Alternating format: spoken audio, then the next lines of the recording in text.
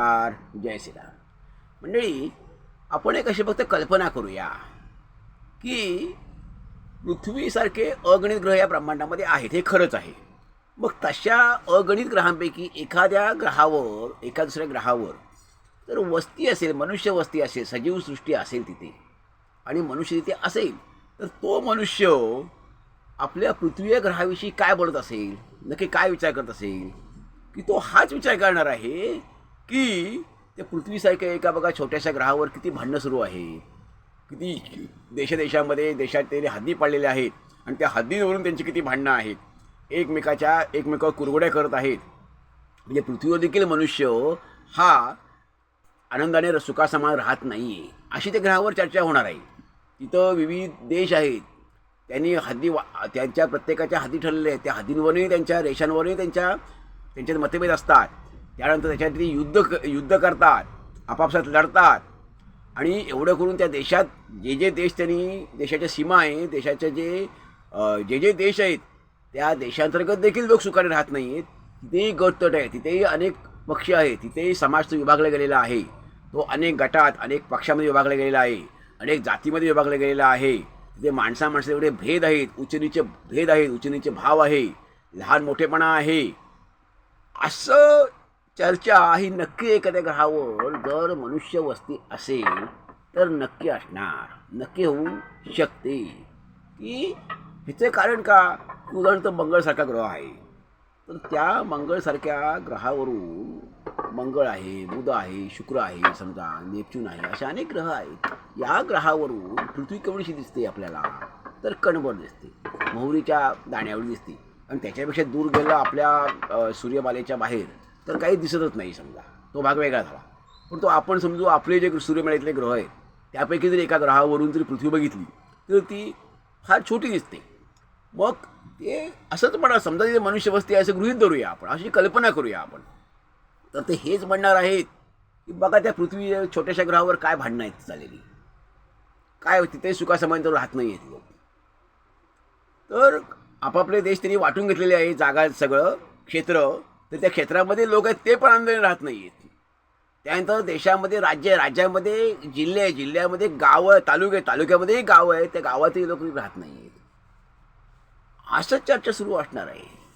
त्यामुळे ह्या सगळ्याचा मनुष्याने कुठेतरी विचार करण्याची गरज आहे की आपली प्रगती नेमकी कुठल्या दिशेने चाललेली आहे. आपण म्हणतो हे विज्ञान युग आहे, सगळं युग आहे, आधुनिकतेचा पुरस्कार आपण सगळे करतो आहोत. पण ह्या याच्यामध्ये कुठले तरी आपलं माणूस पण जे आहे ते हरवत नाही का चाललेलो? की आपण फक्त ह्या सगळ्याचे मागं लागलेलो आहोत का? की अहंकार, दुराभिमान, मोठेपणा, स्पर्धा, सत्तेची स्पर्धा, पदांची स्पर्धा, ह्या सगळ्याच्या मागे नाही का लागलेलो आपण? की ह्याशिवाय आपापसातला अंतर्गत जो आहे तो कलह, दुजाभाव, मोठेपणाची स्पर्धा, संपत्तीची स्पर्धा,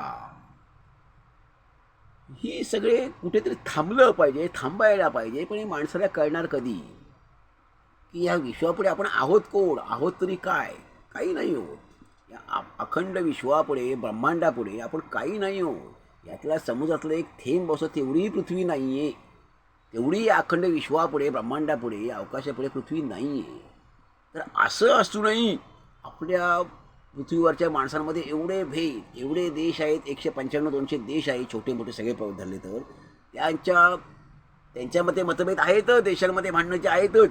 पण देश आता वेगळे झालेले आहेत. समजा त्या देशामध्ये, त्या राज्यांमध्ये भांडणं, 2 राज्यांमध्ये भांडणं, त्यानंतर वेगळ्या जिल्ह्यांमध्ये भांडणं, मग त्याच्यामध्ये तालुक्यांमध्ये भांडणं, त्याच्यामध्ये गावांमध्ये भांडणं, कुटुंबामध्ये भांडणं. म्हणजे मनुष्याला काय म्हणायचं? शाप की वरदान आपल्याला आहे? काय म्हणायचं? माणसाला जी बुद्धी दिली आपल्याला, सगळ्यांपेक्षा देवाने, निसर्गाने आपल्याला बुद्धी जास्त दिली प्राण्यांपेक्षा. मग ती वरदान म्हणायचं की शाप म्हणायचं? की माणसाला कशात समाधान, सुख काय मिळतच नाही आहे, मिळत नाही, स्वतः मिळवत नाही आहे. तो कशामुळे नाही मिळवत आहे?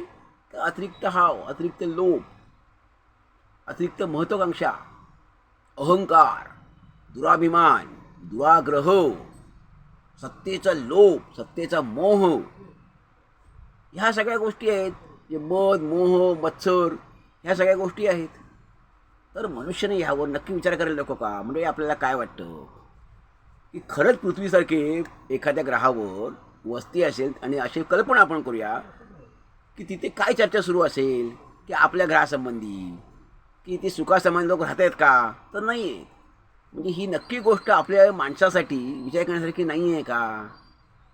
नक्कीच आहे. नक्की यावर आपण सगळ्यांनी विचार केला पाहिजे की माणूस सुखासमाधानाने गुण्यागोविंदाने का नांदू शकत नाही. प्राणी जर नांदू शकतात तर आपण का नांदू शकत नाही? का आपल्याला बुद्धी जास्त मिळाली म्हणून, आपल्याला मन भावना बुद्धीचं वरदान निसर्गाने दिलं म्हणून मग त्याचा चांगला वापर होत नाही, त्याचा वाईटच वापर होतो आहे, त्याचा अनुचित वापर होत आहे. ह्याच्यामुळे यायला पाहिजे होता खरा विनम्र भाव, सेवाभाव. तो विनम्र भाव आणि सेवाभाव, कर्तव्य भावना, प्रेम, मैत्री, बंधुभाव ह्या गोष्टी ह्या बुद्धीमुळे भावनेमुळे यायला पाहिजे होत्या. पण ती भावना माणसाची संपून गेल्यासारखी वाटतात, भावना कुठेतरी संपलेली वाटते आणि अमानुषत्व हे दिसून येतं.